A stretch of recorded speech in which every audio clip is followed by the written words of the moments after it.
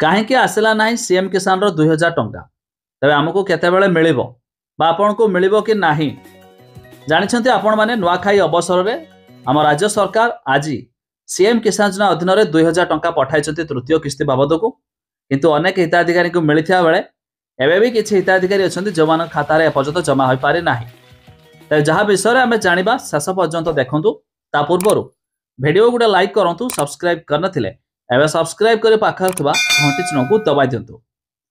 तेज चाषी को नुआखाई भेटी चाषी खाता को आसला पीएम किसान तृतीय किस्ती डीबीटी जरिया 1041 कोटी टंका ट्रांसफर। मुख्यमंत्री मोहन चरण माझी चाषी अकाउंट को सीएम किसान टंका पठाई तेज 51,54,115 चाषी उपकृत होती। छड़ा यह अवसर में मुख्यमंत्री यह भी कहते कि चाषी पंजीकरण अवधि बढ़िबो बोली आज से सूचना देइछन्ति। किंतु यही टंका पाया हेले सरकार पूर्वर जमिति घोषणा करथिले कि आपण को फार्मर रजिस्ट्री अर्थात चाषी पंजीकरण कराई नेबा निहाती जरूरी नचेत आपण टंका पठाइले भी सरकार आपण पाइबेनी बा आपण चाषी बोली गणति हेबे नहीं।